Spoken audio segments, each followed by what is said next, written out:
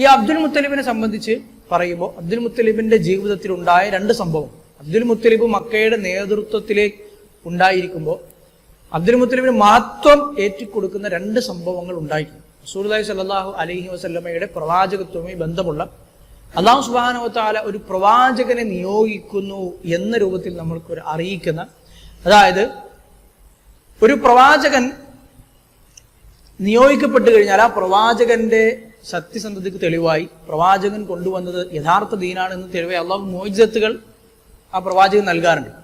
എന്നാൽ ആ മുഅ്ജിസത്തുകൾക്ക് അപ്പുറത്ത് പ്രവാചകത്വത്തിന് മുമ്പ് തന്നെ ചില അമാനുഷിക സംഭവങ്ങൾ ഉണ്ടാകും.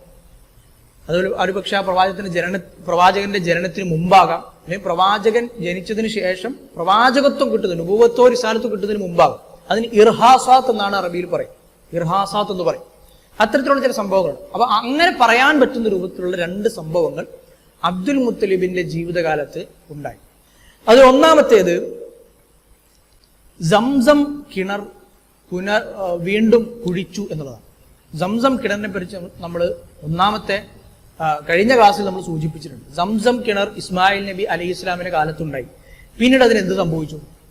അബ്ദുൽ മുത്തലിബ് സംസം കിണർ രണ്ടാമത് കുഴിക്കണം എന്ന് നമ്മളിവിടെ ചരിത്രത്തിൽ പറഞ്ഞപ്പോൾ അപ്പോൾ അത് പിന്നെ എവിടെ പോയി? നമ്മൾ മുമ്പ് പറഞ്ഞിട്ടുണ്ടായിരുന്നു, ജുർഹും ഗോത്രക്കാർ, ഇസ്മായിൽ നബി അലൈഹി ഇസ്ലാം വിവാഹം കഴിച്ച ജുർഹും ഗോത്രക്കാർ തന്നെ അവര് പിന്നീട് വളരെ നല്ല രൂപത്തിൽ മുന്നോട്ട് പോയിക്കൊണ്ടത്. അവർ കാബയുടെ പരിചരണവും അതിന്റെ ഉടമസ്ഥതയും ഒക്കെ അവരുടെ കയ്യിലുണ്ടായിരുന്നു. പക്ഷെ പിന്നീട് അവർ കാബയ്ക്ക് ലഭിച്ചുകൊണ്ടിരുന്ന ആളുകൾ ഹദിയായി കൊടുത്തിരുന്ന സമ്പത്ത് വരെ ഭക്ഷിക്കുന്ന ഒരു നിലയിലേക്ക് എത്തി. ഏതുവരെ? വ്യഭിചരിക്കാൻ ഒരു സ്ഥലവും കണ്ടില്ലെങ്കിൽ കാബയ്ക്കുള്ളിൽ കയറി വ്യഭിചരിക്കുക എന്ന് വരെ അവരുടെ സമൂഹത്തിൽ അത്രത്തോളം അവരധപ്പതിച്ചു. അങ്ങനെ അവര് സംസം കിണർ മൂടി. അവര് തന്നെയാണ് മൂടിയത്. അതല്ല അവരുടെ കാലത്ത് വെള്ളപ്പൊക്കത്തിലൂടെ സംസം കിണർ മൂടിപ്പോയതാണ് എന്ന് കാണാൻ. ഏതായാലും അബ്ദുൽ മുത്തലിബിനെ കുറിച്ച് അറിയില്ല, സംസം എവിടെയാണെന്നൊന്നും അറിയില്ല. അപ്പൊ ഒരു ദിവസം കാബയ്ക്കരികിൽ കിടന്നുറങ്ങുമ്പോഴാണ് സ്വപ്നത്തിൽ ഒരു മനുഷ്യൻ വന്ന് കുഴിക്കണം. പല പേരുകളും അതിന് പറഞ്ഞു. പരിശുദ്ധമായത് കുഴിക്കണം, അങ്ങനെ സംസമിന്റെ വിവിധ പേരുകൾ, ത്വയ്ബ, ത്വാബ, ഇതൊക്കെ കുഴിക്കണം എന്ന് പറഞ്ഞു. എന്താണെന്ന് മനസ്സിലായി. സ്വപ്നം ആവർത്തിച്ചു. അങ്ങനെയാണ് പിന്നീട് കൃത്യമായൊരു സ്ഥലം സ്വപ്നത്തിൽ കണ്ടതനുസരിച്ച് അദ്ദേഹം അവിടെ കുഴിക്കാനായി, കാബയ്ക്ക് അടുത്ത് തന്നെ അദ്ദേഹം കുഴിക്കാനുണ്ട്. അദ്ദേഹത്തിന് ഏറ്റവും മൂത്ത മകൻ ഹാരിസ് ഇബ്നു അബ്ദുൽ മുത്തലിബ്, ഏറ്റവും ഒന്നാമത്തെ മകനാണ് ഹാരിസ്. ഹാരിസിനെയും കൊണ്ടാണ് പോകുന്നത് കുഴിക്കാനായിട്ട്. പിക്കാക്സ് ഒക്കെ എടുത്ത് പോയി. അപ്പോ കുഴിച്ച് കുറച്ചെത്തി. പണ്ട് ജുർഹും ഗോത്രക്കാര് ആ കിണറ്റിൽ ഉപയോഗിച്ച വാളുകള്, അതുപോലെ തന്നെ അന്നത്തെ ഈ പടയങ്കികള്, കുറെ സാധനങ്ങളൊക്കെ അദ്ദേഹത്തിന് അതിൽ കിട്ടി. അവസാനം അദ്ദേഹത്തിന് അവിടെ നനവ് കണ്ടെത്താൻ കഴിയും. വെള്ളം, ആ ഉറവ, സംസമിന്റെ ഉറവ അദ്ദേഹത്തിന് കണ്ടെത്താൻ കഴിയും. അത് അദ്ദേഹം കണ്ടെത്തിയപ്പോ സന്തോഷം കൊണ്ട് തക്ബീർ ചൊല്ലി, അല്ലാഹു അക്ബർ എന്ന് ചൊല്ലി. അപ്പൊ ഇത് കേട്ടപ്പോ ഖുറൈശികൾക്കൊക്കെ ആകെ മനസ്സിലായി സംഭവം. അബ്ദുൽ മുത്തലിബ് ഇങ്ങനെ സംഭവം ഉണ്ടെന്നൊക്കെ അവർക്ക് അറിയാം. അപ്പൊ അബ്ദുൽ മുത്തലിബിന് എന്തോ വലിയ സംഭവം കിട്ടി, അബ്ദുൽ മുത്തലിബിന് എന്തോ വലിയ കാര്യം അബ്ദുൽ മുത്തലിബിന് ലഭിച്ചു എന്ന് ആളുകൾക്ക് മനസ്സിലായി. അപ്പൊ അവര് വന്ന് നോക്കുമ്പോ സംസമാണ്, ഇങ്ങനൊരു സംഭവമാണ്. അപ്പോ അവര് പറഞ്ഞു, അല്ല ഇത് നമ്മുടെയും കൂടി പിതാവായ ഇസ്മായിലിൻ്റെതാണല്ലോ, നമ്മളൊക്കെ ഒരു ഗോത്രാണല്ലോ. ഇസ്മായിൽ അലൈഹി ഇസ്ലാമിന്റെ ഉടമസ്ഥയിലായിരുന്നു. പിന്നീട് അത് മൊത്തത്തിലുള്ള അദ്ദേഹത്തിന്റെ ആളുകളിൽ നമുക്ക് ഖുറൈശികൾക്ക് മൊത്തം അവകാശപ്പെട്ടതല്ലേ. അബ്ദുൽ മുത്തലിബ് നിനക്ക് മാത്രം എങ്ങനെ ഇത് സ്വന്തമാക്കാൻ കഴിയും? അപ്പൊ അബ്ദുൽ മുത്തലിബ് പറഞ്ഞു, ഇത് ഞാൻ ആർക്കും വിട്ടുതരില്ല, ഇതിന്റെ അവകാശം ഒരാൾക്ക് ഞാൻ തരില്ല. ഇത് എനിക്കാണ് സ്വപ്നത്തിൽ കണ്ടത്, ഇത് ഞാനാണ് ഒറ്റയ്ക്ക് ഇത് വീണ്ടും കുഴിച്ച് ഇത് ശരിപ്പെടുത്തി എടുത്തത്.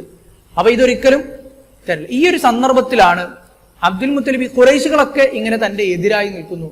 അപ്പൊ അബ്ദുൽ മുത്തലിബിന് ഒരു തോന്നൽ, തന്നെ സപ്പോർട്ട് ചെയ്യാൻ ആരും ഇല്ലല്ലോ എന്ന്. ആ ഒരു സന്ദർഭത്തിലാണ് അബ്ദുൽ മുത്തലിബ് നമുക്കൊക്കെ പരിചയമുള്ളൊരു ഒരു നേർച്ച അവിടെ നിയത്താക്കുന്നത്. ഏതാണ് നേർച്ച? എനിക്ക് 10 മക്കള് ഉണ്ടായിരുന്നെങ്കിൽ, 10 ആൺമക്കൾ ഉണ്ടായിരുന്നെങ്കിൽ, അതുകൊണ്ട് എനിക്ക് ഖുറൈശികൾക്കെതിരെ, ഖുറൈശികൾ എന്നെ എതിർക്കുമായിരുന്നില്ലല്ലോ, 10 ആൺമക്കൾ ഉണ്ടായിരുന്നു, എന്നെ സഹായിക്കാനുണ്ടാവുമല്ലോ. അപ്പോഴാണ് അല്ലാഹു സുബ്ഹാനഹു വ തആലയോട് അബ്ദുൽ മുത്തലിബ് പറയുന്നത്, എനിക്ക് 10 ആൺമക്കൾ ജനിക്കുകയാണ് എങ്കിൽ അതിലൊരാളെ ഞാൻ നിനക്ക് വേണ്ടി ബലിയർപ്പിച്ചു കൊള്ളാം എന്ന് പറയും. പിന്നീട് പല റിവായത്തുകൾ പല രൂപത്തിൽ ചരിത്രത്തിൽ ഉദ്ധരിക്കപ്പെട്ടതായി കാണാം. ഖുറൈശികൾ തന്നെ അബ്ദുൽ മുത്തലിബിന്റെ പല കാര്യങ്ങളും ഇതൊക്കെ ധരിച്ച് അബ്ദുൽ മുത്തലിബ് തന്നെ വകവെച്ച് കൊടുത്തു. അതല്ല, അവര് ഒരു സ്ത്രീയുടെ അടുത്തുനിന്ന് മന്ത്രവാദമൊക്കെ നടത്തുന്ന ജോത്സ്യ ചെയ്യുന്ന രൂപത്തിലുള്ള സ്ത്രീയുടെ അടുത്ത് പോയി. അങ്ങനെ ആ സ്ത്രീ പറഞ്ഞതനുസരിച്ച് അവര് നറുക്കൊക്കെ ഇട്ട് നോക്കിയപ്പോൾ അബ്ദുൽ മുത്തലിബിന് കിട്ടി. അതല്ല, ഇങ്ങനെ സ്ത്രീയുടെ അടുത്തേക്ക് പോകുമ്പോ അബ്ദുൽ മുത്തലിബ് അവരുടെ വെള്ളം തീർന്നു. അപ്പോ വെള്ളം ആരെടുത്തു ഇല്ല. ബാക്കിയുള്ള ആള് വെള്ളം കുറച്ച് ബാക്കിയുള്ള ആളുകളും കൊടുക്കാൻ തയ്യാറുമല്ല. അപ്പൊ അബ്ദുൽ മുത്തലിബിന്റെ ഒട്ടകം അതിനെ വിശ്രമിക്കാൻ കെട്ടിയെടുത്ത് നോക്കുമ്പോൾ ഒട്ടകത്തിനടിയിൽ നിന്ന് വെള്ളം കിട്ടി. അപ്പൊ അങ്ങനെ അവർക്ക് അബ്ദുൽ മുത്തലിബിന്റെ ഒരു മഹത്വം ബോധ്യപ്പെട്ടു. എന്നിങ്ങനെയൊക്കെ പല രൂപത്തിൽ അബ്ദുൽ മുത്തലിബിന് തന്നെ ആ സംസമിന്റെ ഉടമസ്ഥാവകാശം കൊടുക്കണം എന്ന് മക്കക്കാർക്ക് ബോധ്യമാണ്. പല രൂപത്തിൽ ചരിത്രത്തിൽ ഉദ്ധരിക്കപ്പെട്ടതേ കാണാൻ കഴിയും.